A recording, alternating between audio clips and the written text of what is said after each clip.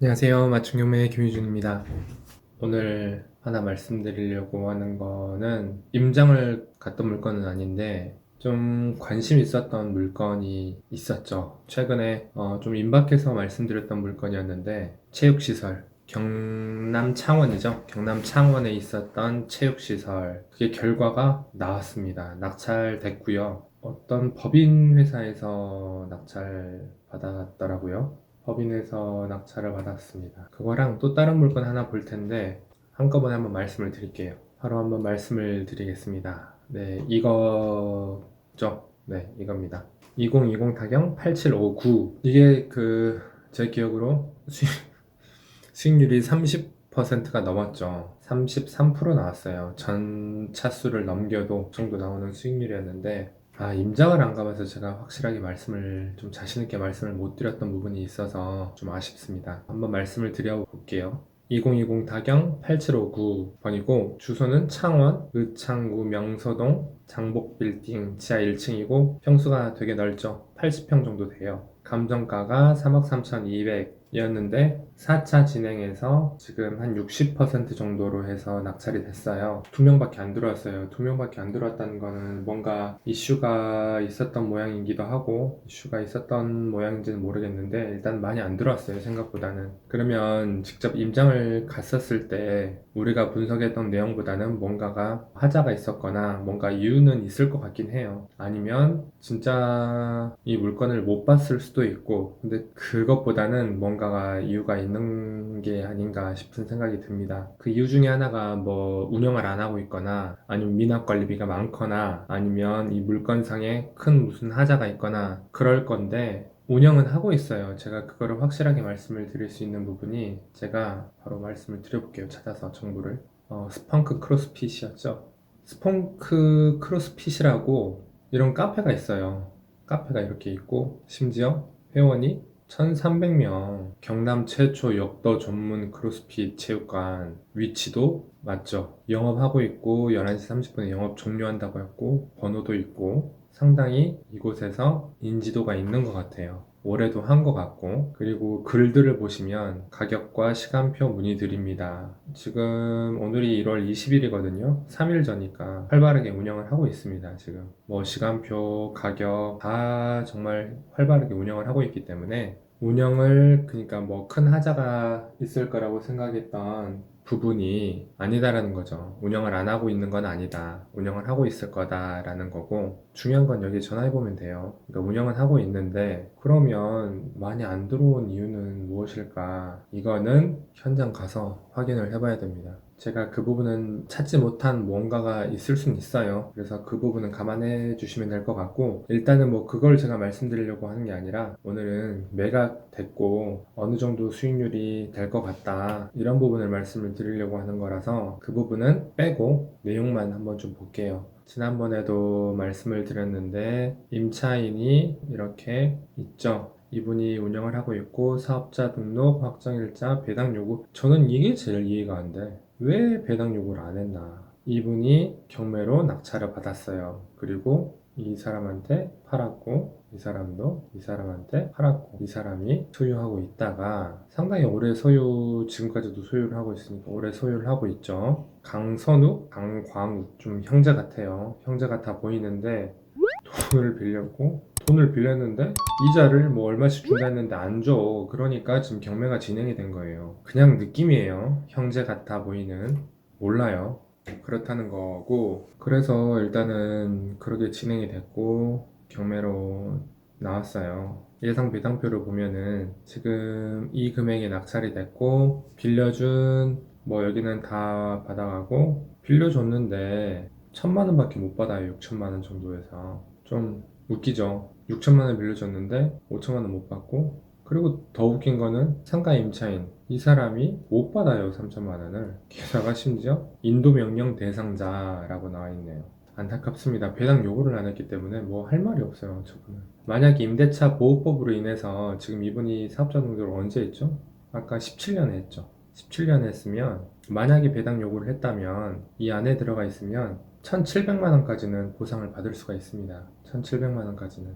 배당을 받을 수가 있어요.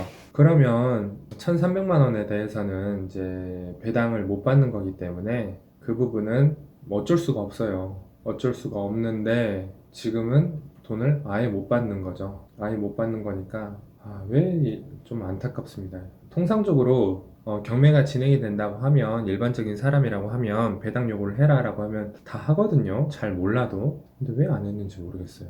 일단 그렇고, 그러면 이거 수익률을 한번 볼게요. 수익률 표를 꺼내서 한번 살펴보겠습니다. 얼마일지. 창원 상가 아까 1억 얼마였죠? 1억 19265 19265 이거는 나올 수가 없는 숫자예요. 최종 투자금이 1,700만 원이 들어가고 월 수익이 70만 원이다. 수익률은 50%.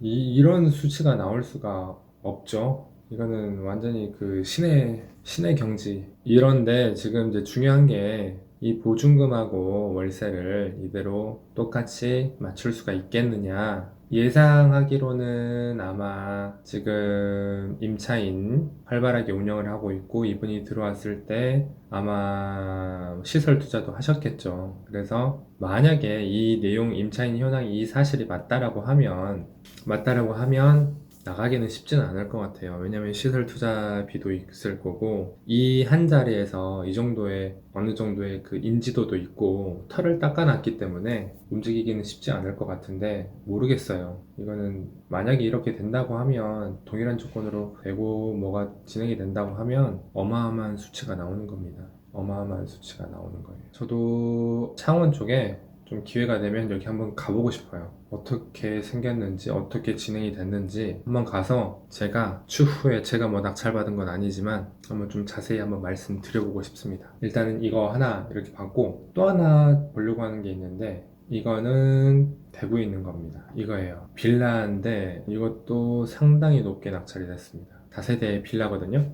202 하나, 타경 95 하나고 이것도 엊그제 낙찰됐어요. 101호, 그러니까 1층이 필로티고 바로 필로티 위층에 있는 거고 상당히 커요. 빌라임에도 불구하고 25.5평이면 방 2개 내지는 3개이지 않을까 싶어요. 토지 건물 1곽이고 감정가에 비해서 매각가가 1억 4,300이 나왔는데 이게 몇 차까지 떨어졌냐면 3차에서 8,700이었는데 1억 4천 2차도 훨씬 넘겨서 썼어요. 2차도 훨씬 넘겨서 썼습니다. 2차보다 한 2천만 원 정도 가까이 더 높게 썼고 10명이 입찰을 했는데 차순위도 1억 4천을 썼어요. 그러니까 상당히 높게 썼죠. 상당히 높게 썼습니다. 높게 쓴 이유가 있겠죠. 당연히 이 물건이 좋다라고 봤을 거고 확실하게 보였으니까 썼을 거예요. 시세도 제가 그때 이거 물건 분석하면서 말씀을 드렸는지 모르겠는데 시세도 시세 실거래가를 봐볼까요?